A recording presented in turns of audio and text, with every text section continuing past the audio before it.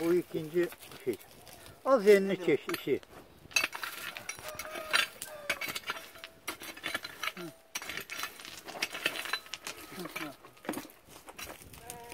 O bir ay önce çeşit.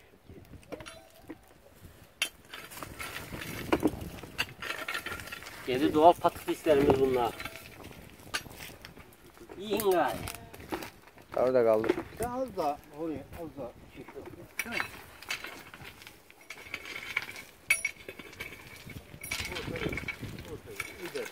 Gel buraya.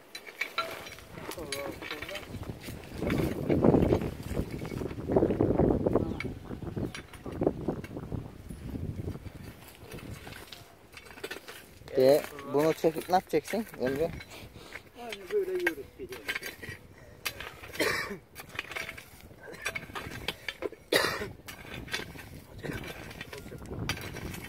Dur.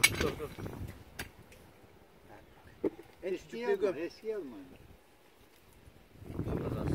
Adamı diyorsun.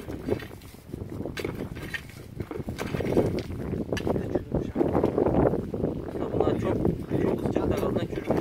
Bu çıkar seni. Buraya ayağımı çekiyor. Yapar yüzeyi.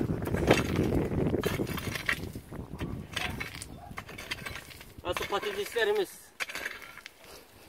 Altın arabası gibi de.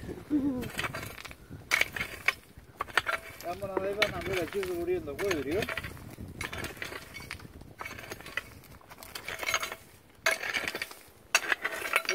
Orada yok. Bak şöyle arıkları takip et. Ya şuraya bak lan. Çek seni, çek.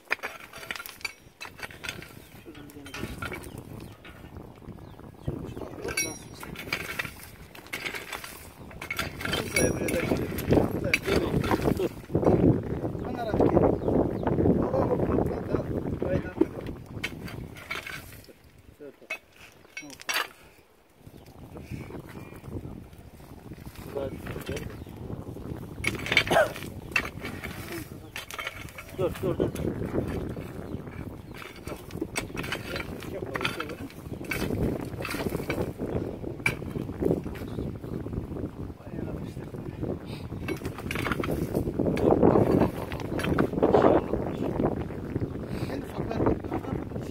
Hayır, onun içinde kaldı ya.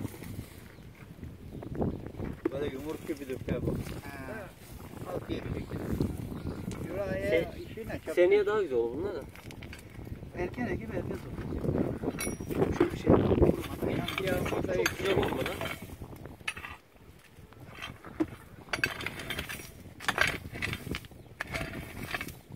Tava çıktı bile. Yeter ver bunlar. Yeter mi canım? Yiyeceğiz bunu. Yiyeceğim. Yarın da yesin. Yarından sonra yesin.